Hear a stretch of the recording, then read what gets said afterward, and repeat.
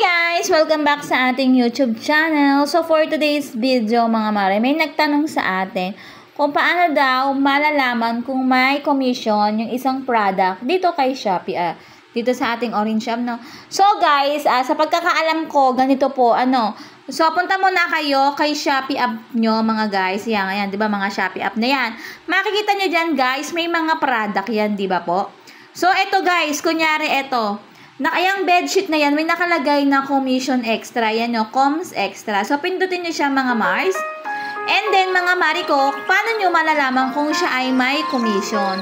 So, ganito mga Mars, pindutin nyo itong arrow sa taas. Ayan. And then, mga Mars, makikita nyo mga Mariko na wala siyang commission. Ba't ganon? Pero bakit may nakalagay na commission extra? So, parang nalito ako doon mga Mars, no? So, sa tingin nyo, may commission ba to o wala?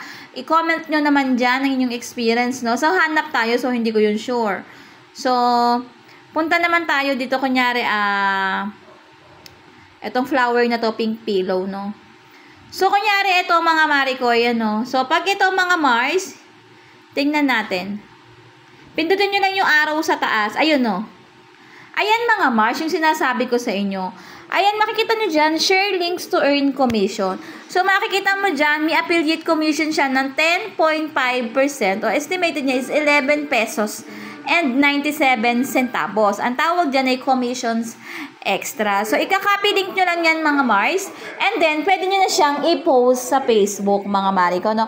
So, guys, alam ko, pag pinost nyo siya sa social media nyo, ang pagkakaalam ko lang guys disclaimer, hindi ko po sure Ang pagkakaalam ko po guys is dapat yung Facebook mo is naka-verify ba kay Shopee?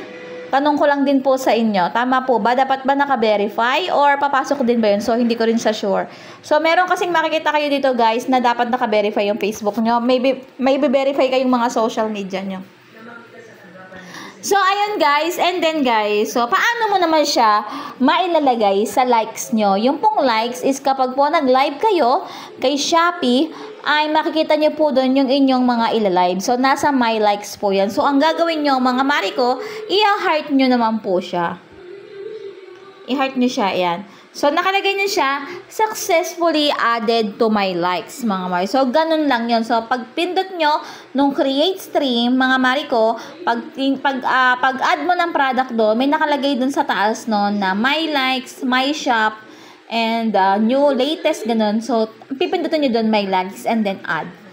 So, ganun lang guys kung paano makikita kung ang isang product ba ay may commission o wala. Sana may natutunan kayo guys. And don't forget to like, to comment syempre, at syempre guys, to subscribe na rin sa ating channel at saka mag-share kayo guys. Please comment kung ano pa yung katanungan nyo at para may malaman din ako guys ko kasi hindi ko na rin alam yung patakaran ngayon kasi yung ang tagal ko na rin kasing affiliate. So ayun lang guys, bye!